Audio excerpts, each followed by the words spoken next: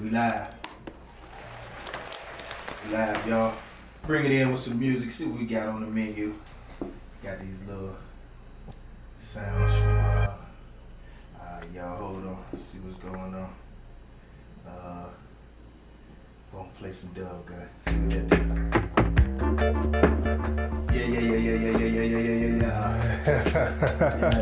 Yeah. Big up. Yeah. We on, y'all. You look at the screen, you gonna be on. You look at the camera, you looking at the people. Hold on. The volume too loud.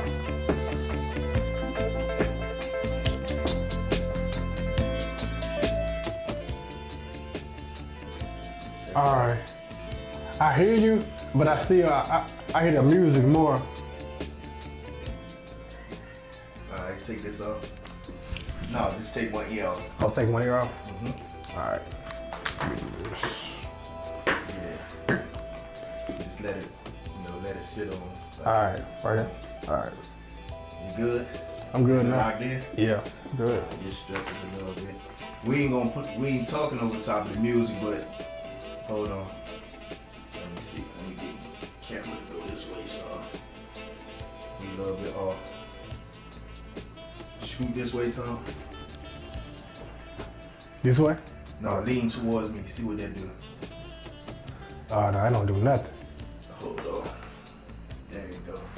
That your auto move by itself. Yeah, we in there. We in there now. A little bit warm. We got the big lights on us. That's right.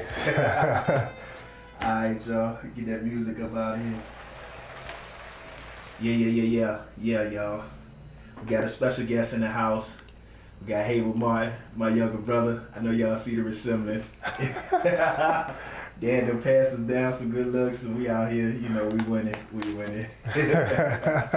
got me hot in here, man. I'm usually calm under keep my composure under calm and collect. But here we go. And I like to introduce my younger brother. I've been in tune with him for a long time, but I haven't seen him in a long time. And it's good to be here with him. I'm a little hot on the collar because I'm a little bit nervous. I ain't seen him in a while. It's warm in here. We got all these bright lights on, y'all.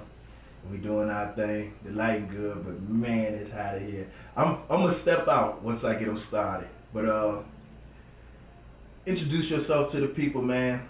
Start out telling people where you're from.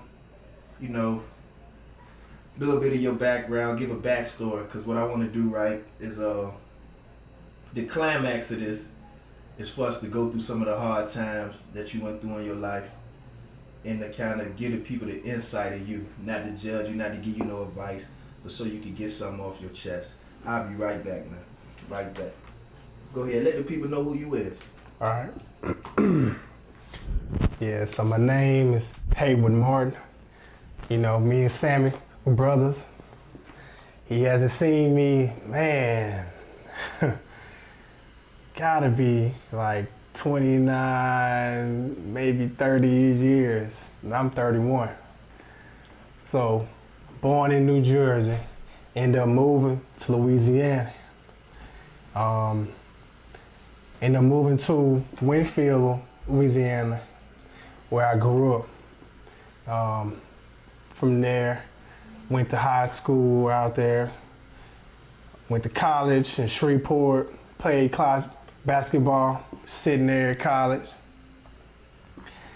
I think I was real good at basketball, you had politics taking place, playing college ball. Once I got done playing college ball, I ended up getting my master's. Hold on. This is the link. Yeah. Hold on. Let me get to this. It's like the volume in my Is there a way I can like dismiss the volume in my speakers? Cause I keep on hearing myself. That's why I say you gotta pull the ear off. Oh, both of them like that? Not really, but if you pull it off, if you ain't used to that delay, you might have to pull. Okay, I got you. Because you can go without it. But this so you can monitor how you sound. Oh, well, sure. So you can go without it. I go without it. Your mic right there. Okay, yeah, I go without it. Okay. Yeah, let me start that over, matter of fact. So, you know, hey, with Mark, you know, me and Stan, we brothers and all that. I ain't seen him, he ain't seen me in like, man, I don't even know, over 20 years. Yeah. It's been a minute. So, end up moving to Louisiana, you know, born in New Jersey, then moving to Winfield, Louisiana. Let me see how to describe Winfield. It's a mixture between ghetto and country. That's all I really can say with that. You know, you get a little bit of everything out there. Ended up playing high school ball. I was good enough to play college ball at Centenary College. You know, I played for like 4 years. I get used to it. Ended up playing 4 years at all. Sitting there, shirt on. Yeah, sitting there, shirt for real. Rapping. Right. Ended up playing for 4 years. I think I was real good. You know, the coaches was on their BS, you know, politics and whatnot. You know, they got their favorites and all this. So after I graduated, ended up going to LSUS in Shreveport. Got my master's degree in health administration, MBA in finance. Ended up moving to Baton Rouge, Louisiana. I was out there for about 5 years or so. Mm-hmm. It was a lot going on in Baton Rouge when I was out there. So, you know, I can imagine. A lot going on. Crime rate up. Yeah. It's the dirty South. Yeah, there was a lot going on. You know, you get different experiences in Baton Rouge than you would get probably in a lot of other places. So, you know, it was a lot of growth that took place in Baton Rouge, but it was cool overall. Then I ended up moving. Where else I moved to? I ended up moving to Nebraska, man. Oh man. I'm looking goofy out there, you know. Home with the Cornhuskers. I'm looking goofy out there, man. Ain't nobody out there looking like me. It's me and my wife. We just chilling. We like, well, this is it. This is only us two out here. Look like it. So. Did y'all reach out? Y'all make connections with people? Well, I can say I did at my job, but my wife, she didn't really make any connections. She was like out of there, so we ended up moving to Delaware. We've been in Delaware, let me see, since November of 23. So what is that, like 10 months now? Yeah, about 10 months. Yeah. So, you know, we still trying to adjust to everything on the East Coast and whatnot. So we in Elkton, Maryland, so we like 35, 40 minutes from Philly, about I say about 55 minutes from Baltimore, about an hour and a half from DC. Mm-hmm. So, and, you know, not today, but Monday was our anniversary. So, you know, we ended up coming out here this weekend. We was like, man, check out Virginia Beach. You know, my wife, friend, was like, hey, you know, check out Virginia Beach. It's nice out there. I'm like, Virginia Beach? What you mean? What's out there? I'm like, you know. Yeah. I ended up looking into it. I was like, okay, it's nice. And then I didn't know it was like right next to Newport News. I was like, man, I'm about to make a trip. How long did it take y'all to get out here from, well, how long did it take you to get from where you stay at to Virginia Beach? Oof. I say about 4.5, maybe about 4.5 hours. That's a nice drive. Yeah. That's a nice drive. I'm gonna try to get him out of here as soon as possible because he wanna chill.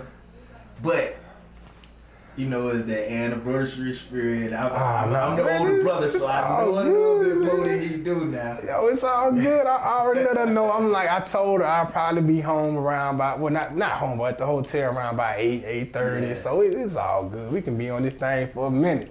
Okay, we got time there, y'all. So I'm gonna walk it back a little bit. You said you was into sports. Was it just basketball? You know, growing up, I played baseball, basketball, football.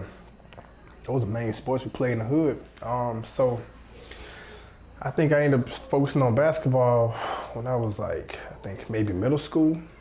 I think I started focusing on that because I realized I was like, okay, I'm better at basketball than baseball and football. So I was like, why not just gonna stick with it? So, you know, and ever since then, I played high school ball, I was doing good with it.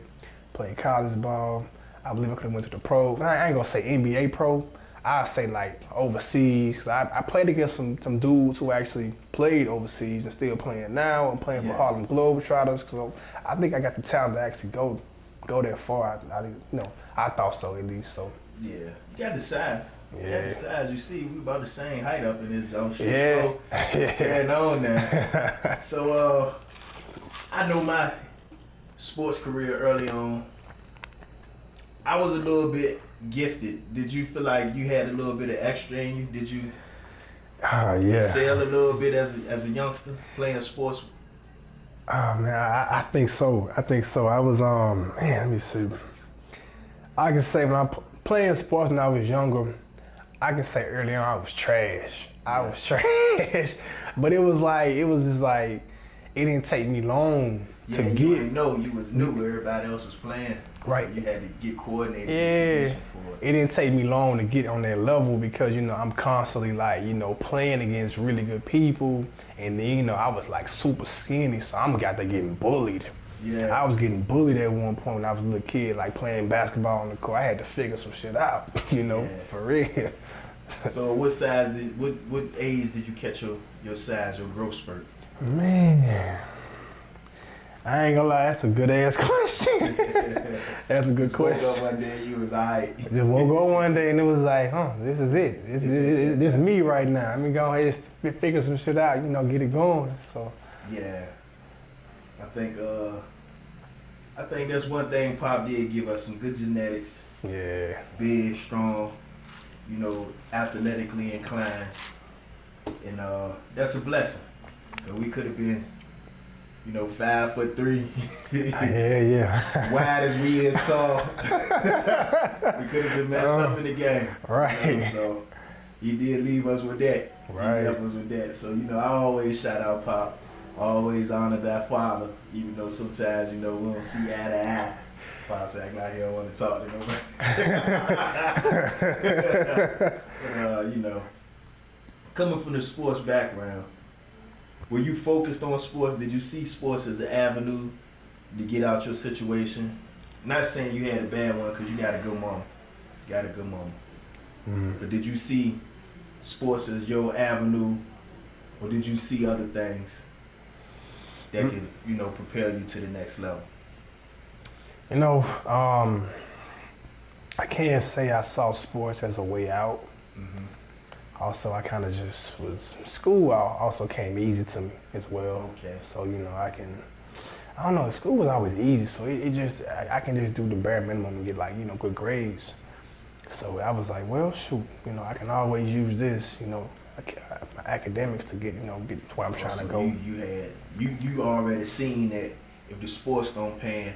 Yeah, I had the backup plan. The academics, that's still a strong avenue to get you where you're going to. Yeah, had a backup plan with that. So yeah. So I was like, well, let me see basketball, like how far I get with basketball, but if I know I can't get far with basketball, I'll just, get my academics on point and I'll be straight. I'll figure something out. I'll walk on the team if I have to, Yeah. So I was gonna figure it out regardless. So. Okay. Yeah. Okay. So the sports took you to centenary. Also the academics. Mm-hmm. What was it like out there, being away from home?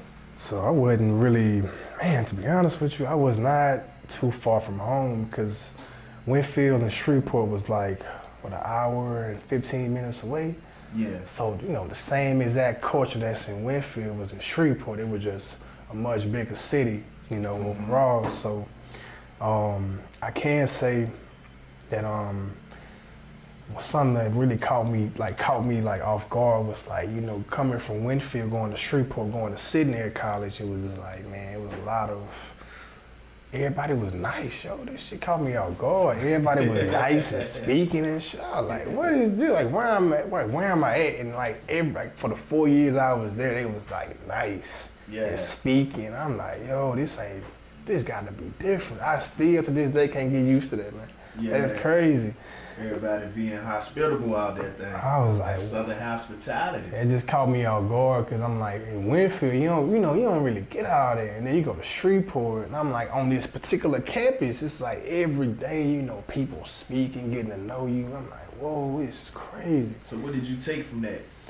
Man, honestly, I learned a few things. So I learned, how to, network with people, get to know people on the low, because I'm like, it's just, you never know who you talking to can actually lead you to something much higher than where you at right now in life. So it just really just helped me, network with people from different races, different religions, all type of stuff, different backgrounds, and end up building some good relationships based off of that. It led to different opportunities, as well. It was, that's like the main takeaway from that, just knowing how to network with people. Network, opening up to other people. Yep. I get it. That's a big one there, because a lot of people don't even get that situation. A lot of people stay stuck in them same neighborhoods. A lot of people stay on the same blocks. Right. They don't even get off their block. They stay right in that same radius. Right. And they don't get to get around people, learn, just interact with different people from different cultures. And like you say, you go out there, it was like a culture shock, because people open, people embracing you. Right. So that's something big right there. That's a plus. That's a plus. So from Centenary, where did you go next? Once I graduated from Centenary, I ended up, so I was in Shreveport for another year after I graduated. So I was I enrolled in LSU Shreveport, and I was getting my master's in health administration. Okay. It was at one point I was thinking about, making a transition, because my major was in accounting and finance. I was like, let me go ahead and look into health administration, maybe like a health administrator or something like that. Yeah. So I was like, let me take this route. So I was like, I went through the program. The program was, it wasn't difficult for me. It was just, everything was healthcare and business administration combined into one. So I was like, okay, this is simple, but I need to. But then I started to realize, I was like, you know what? I'm like, I can always go in the healthcare field with my experience in auditing and finance right now. So I was like, let me go into finance. So I went ahead and also went straight into like the MBA program as well after that. Yeah. So I got my MBA in finance, health and healthcare administration right there. So I was like, you know what, let me go get my experience up in this area. And then as I get older, I can make that transition to the healthcare field, maybe like a CFO, CFO type of position, something like that. Okay. So how did that pan out? So right now, I'm still an auditor. Okay. I got about 8-9 years auditing on my belt. I'm going after a few certifications right now, like my CPA license, my CIE, which is Certified Internal Auditor certification, a couple of more certifications as well. And plus, I'm looking to join the Air Force. So big boy moves. And looking to join the Air Force too. What's your goals with that? So I got a couple of things. Number one, so we break it down. So being I'm an auditor and I work for DOD, military base. So I was doing an audit on one of the Air Force bonus programs, and I saw how much money they giving away, just to sign a 6-year contract. I was like, oh yeah, this good opportunity right here, because they just really opened up. They really just announced all these different bonuses. Like, was it earlier this year, I think? So I was like, man, I can sign a 6-year contract, learn like a certain job, and get this money over 6 years in increments of whatever. So I was like, yeah, that might be a good idea. So I'm looking into going into cybersecurity, because I'm like, that's where the money is at right now, because I'm like, a lot of companies, they need people who like, who got like an IT background. And I'm like, being that I have an auditing and finance background, plus by going into IT, I'm like, yeah, this might be a good move for me right here, because that way I can, if I want to get something started, I can get something started. Like if I want to create something that can actually make a big difference, in the IT world, I can do that. Like just like that. I already know. Programming, write software, code, and all that stuff. Right, I already know how to do it. So it just makes sense to me. And plus, I'm like, shoot, why not go ahead and get an annual bonus every year while I'm learning how to do my job? It just makes sense to me at this point. So I see the vision. I see the vision. Yeah. I see the vision. Make sure you make that happen. I'm gonna do my best for real. So yeah. So where did you wind up going after sitting there? I think you said you went to LSU, Shreveport, LSU Shreveport. Yeah. And that's in what, Baton Rouge? Nah, it's in Shreveport. Shreveport. Yep. So with the first, hold on. So after the school, and that's when you moved to Baton Rouge. So I ended up doing it online. My MBA in finance. I ended up moving. Okay. I ended up moving in. I think I had moved to Baton Rouge like in 2017, 20, I think it was 20, No. It was the end of 2016. I had moved to Baton Rouge. Okay. That's what it was. So I was doing online program then. So, and I was like, sure, this is perfect. Online program is perfect too. That means I can always get this work done whenever I want to and still have to go my 9 to 5 and all that, do what I gotta do. So you knocked that out of the park. That was easy work. Yep, easy work. So in comparison, why I brought the Baton Rouge up is coming from Winfield, it's kind of closed off. That's where home is. Then you move to Shreveport, everybody embrace you. It's like a upbeat vibe. What was the atmosphere like out Baton Rouge? Man, the police, man, it's different out there with the police. That's all I gotta say. What you mean it's different? It's different. So, being from Louisiana, I'm big on Boosie, big on Lil Boosie and all that. Yeah. He got a song out there. Lil Boosie. Like he got a song that's out there, F the Police, And I ain't know what he had meant until, I moved out there to Baton Rouge, man. It's like they really harassing black men and black women out there. And, ain't nobody holding them accountable at all, man. It's crazy. We give a shout out to Craig Gaines. That's the only person I know from Baton Rouge. I met him in the system. Craig Gaines, big name, good guy. Free Craig Gaines. He got a long time, and hopefully he come home soon. All right, but back to what you were saying, Boosie, after police. Yeah, so, I give you one story. I was working downtown Baton Rouge. Had to be like sometime in like January, maybe February of like 2018, 2019, something like that. Okay, that was right before COVID hit. Right before COVID hit, yep. And I come back from my lunch break. I'm leaving out this grocery store named Mathern's Market downtown. I'm walking.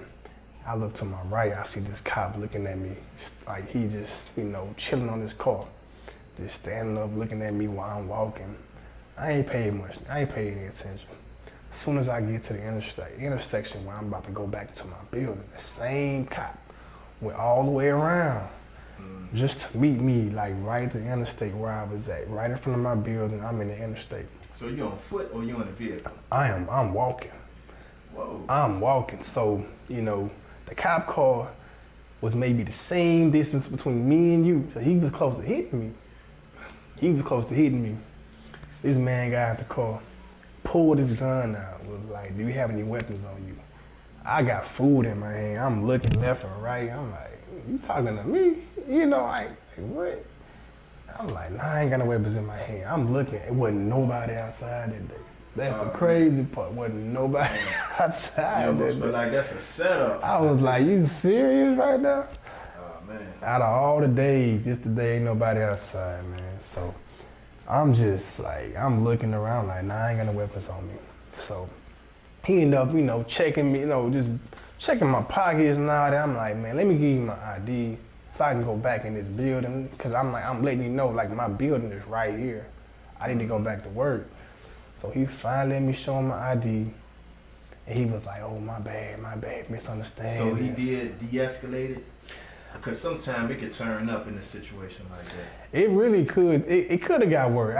It really could have got bad that day. Mm-hmm. It really could have got bad because they were already in the news for doing, crooked type stuff in the first place. That's the recipe. Yeah, so it was just a matter of time, and thankfully nothing crazy happened, but it definitely could have happened. Like something really could have happened like real bad that day.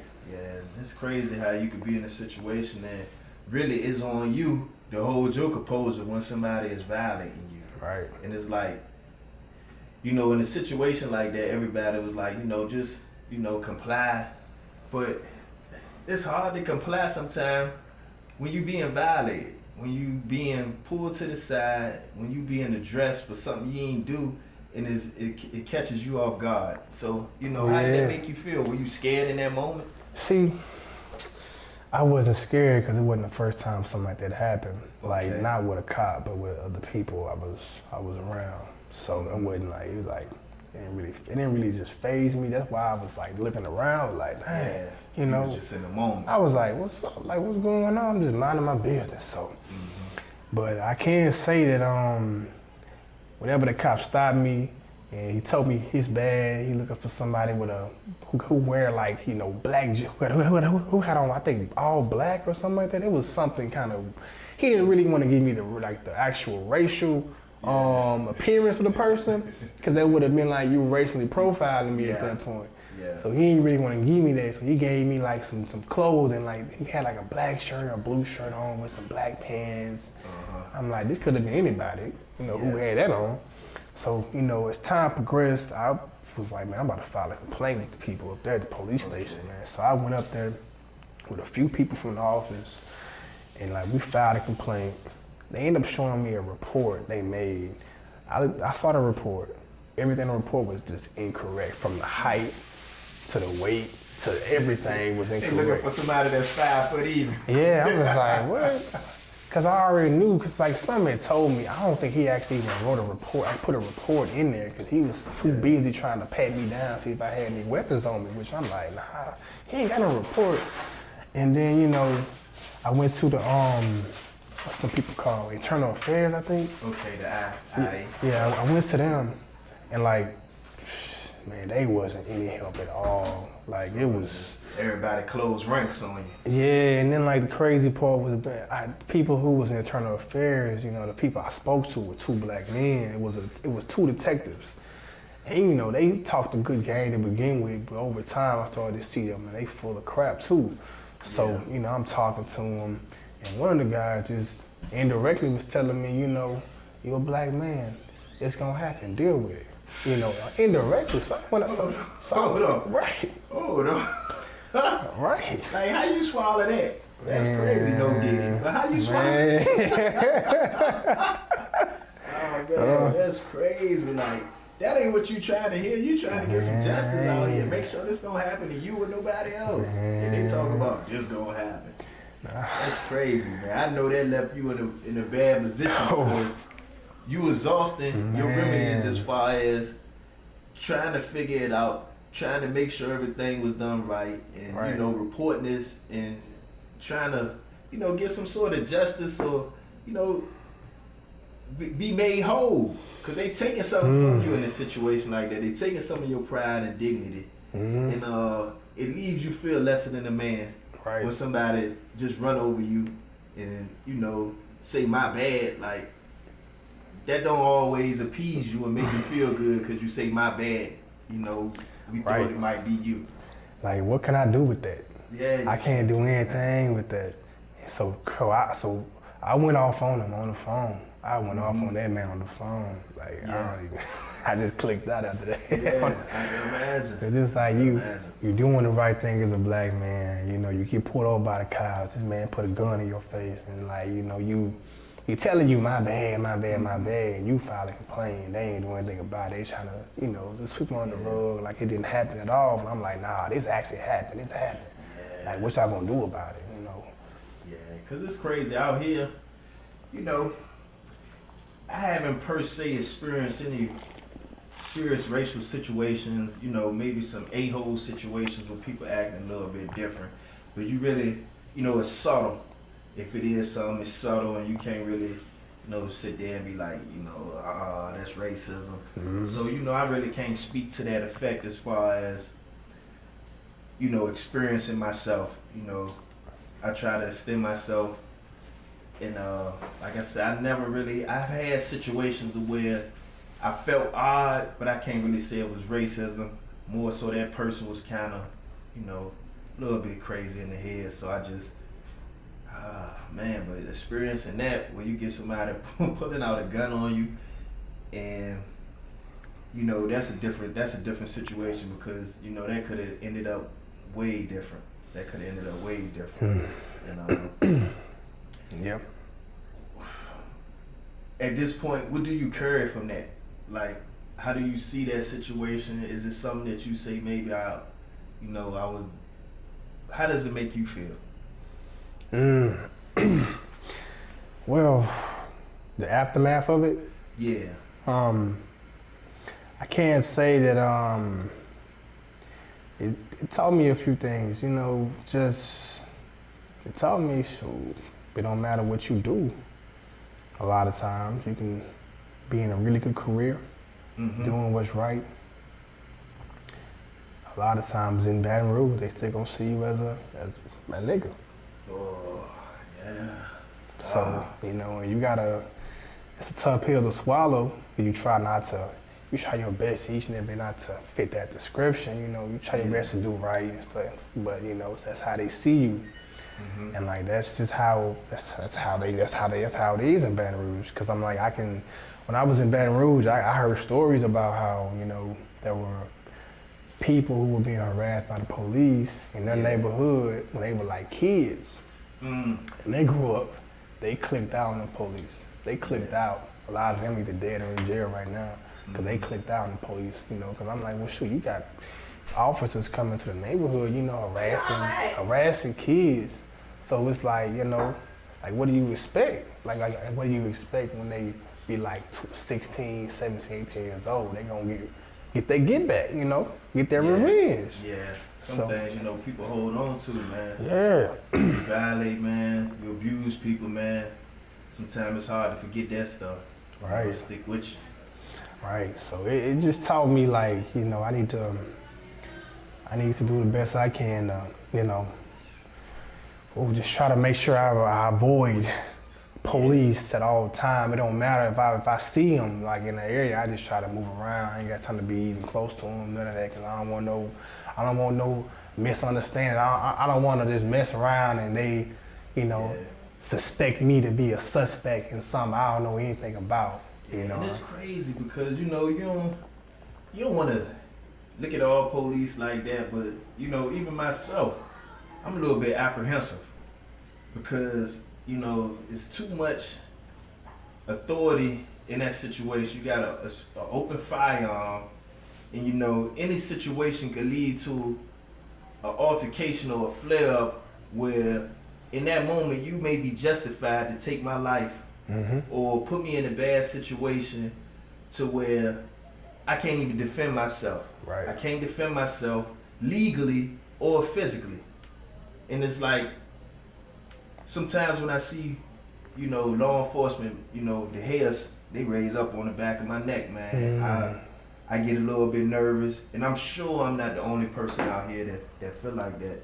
You know, especially with all the stuff you're seeing in the news, or, you know, I got a couple friends that then got shot by the police, and the situation with you when you getting drew down on. And, you know, in the back of my mind, I'm just always thinking when I see law enforcement, I don't want a bad encounter with them. Because it might be your last encounter. Yeah, you're right about that, man. And, you know, you don't want to be that person on the news everybody marching for. Right. Because I think it was, I forgot the guy's name who got killed at this convenience store in Baton Rouge. They had him pinned to the ground and they just shot him in the chest. I forgot the man's name. I forgot his name, but that might have been around that time. Mid-age guy. I think his name was Castillo.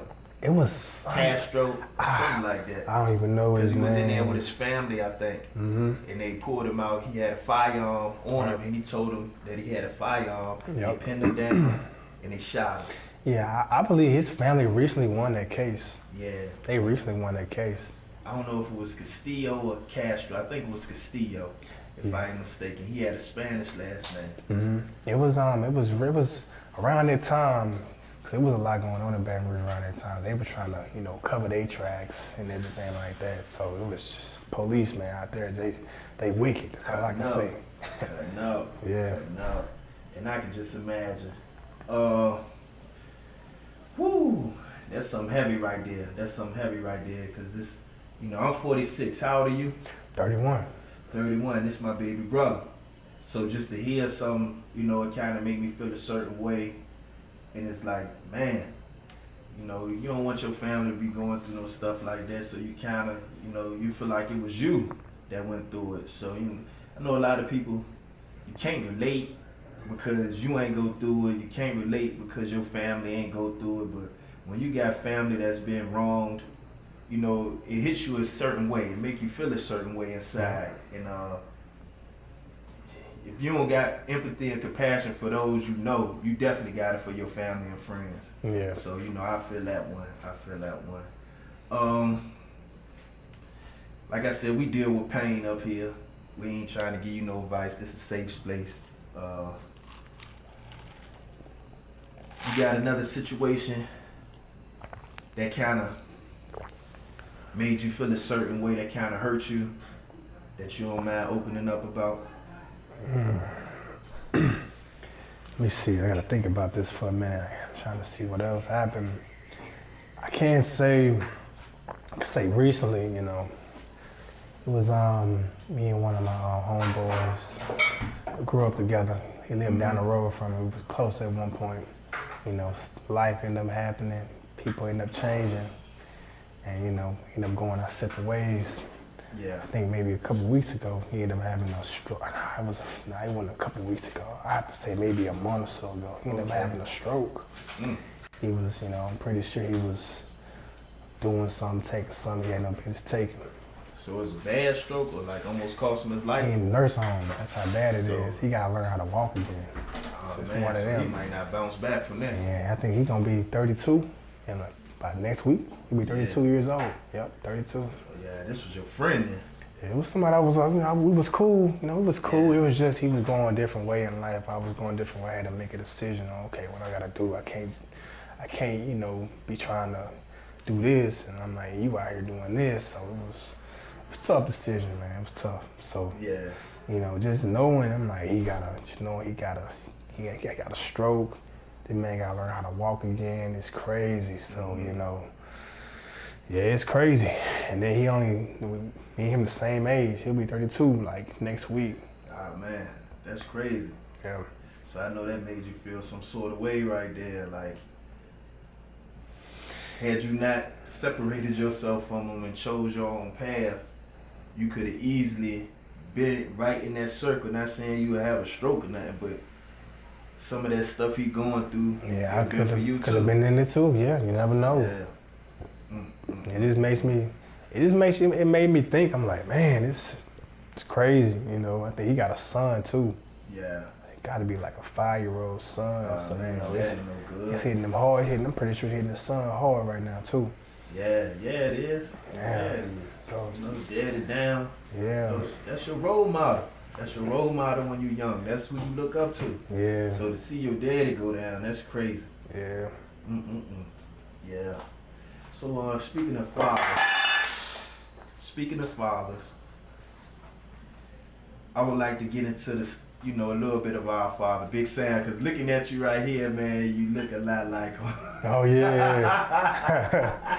You look a lot like him. Yeah. Well, he ain't Big Sam, I'm Big Sam. I stole that man's name. I'm Big Sam. All right. He might have something to say about that. No, yeah. He go, oh, you no Big Sam. I'm the real Big Sam. I'm Big Sam now. Oh, man. So, well, I'm gonna open up a little bit, you know. At the time you was born, we was in New Jersey. Delran, New Jersey. That's close to Camden, New Jersey, Cherry Hill, Pennsauken, I think Morristown. The area we was in, it was pretty nice. It wasn't a bad neighborhood, but you know, I kept getting in trouble, man. I was a little knucklehead. Not saying I was bad, but you know, trying to fit in. Moving from Newport News to New Jersey, I'm trying to fit in. You know, usually trying to fit in with the wrong crowd. And my father, he moved from Pemberton, New Jersey to Delran with your mother. They got married, and you know, they ain't had a best of relationship, but you know, your mom, she was a strong person. She was trying to hang out, you know, stick it out with Pops. Pops, man, whoa. That's a whole story within itself, man, but you know, he trying to live his best life at all times. He ain't taking no concessions, no breaks. He doing him out there. And Pop's wild one. He a wild one, man. Like, I love him to death. I appreciate him and what he did do. But yeah, he a wild man. And I can remember, you know, he got, you know, Cassandra got pregnant and you was on the way. Boy, she used to be mad all the time. Pops, he doing him. He want to be out all night. Know what I mean? Payday come.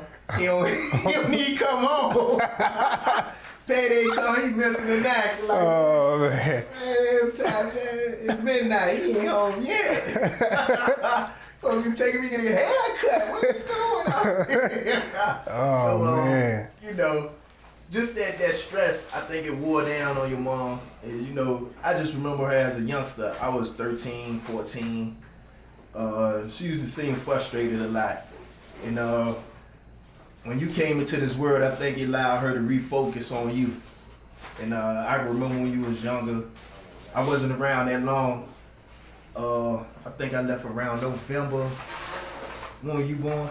September, so it was about 2 months. You was still like little. I helped change your diaper a couple times. You know, you was cute. I was like, yeah, that's my little brother, But I kept getting in trouble, man.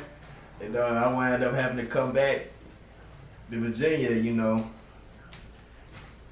I was a kid, and I didn't get to see you no more.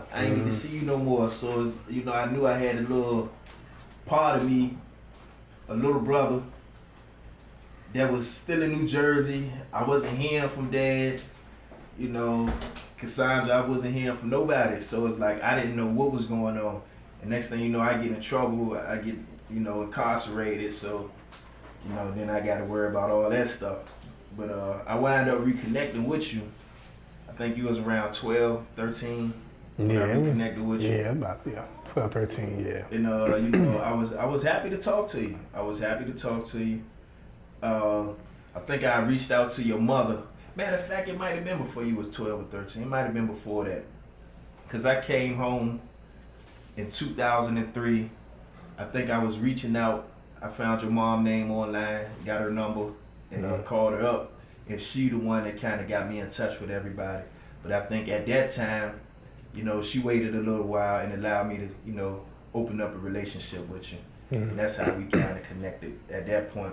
So I think that was around 2004. How old were you in 2004? Yeah, I was 12. Yep, that's about right. Yep. So it was around that time.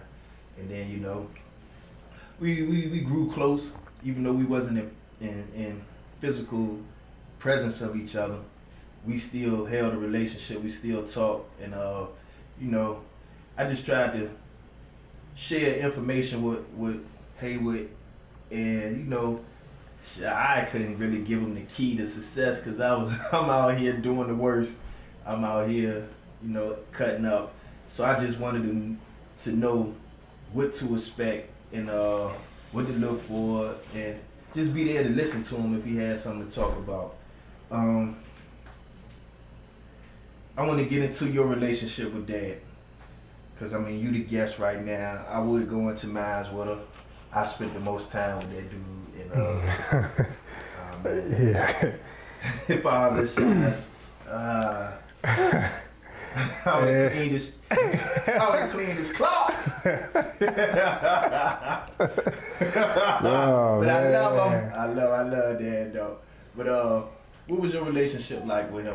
What are your memories? Man, let me see, man. I can say when I was a little kid, I would always be around him, to be honest with you. I would always be around him. He would always be, you know, doing his thing, you know, always out and about. But I'm always around. Out and about. He keep you. But I want you to see that. Yeah. I want you to see that. That's the thing, you know, that's one thing I can say. I'm like, he made sure I was around what he was doing. So everything he was doing, I'm seeing from the good and the bad. I'm seeing it all as a kid. So, you know, let me see. I know it was one time. It's funny, but it's not funny. So, me, my Sam, which is my other brother, Sam Tori was my youngest brother, and my mom. We had went to Maryland to see our cousins for like maybe a week, about 2 weeks. We had drove, so when we got back. Man, we all our stuff was gone. The couch was gone, TV was gone. Everything was gone at the house, so you know, you know, at that young age, I kind of already had an idea.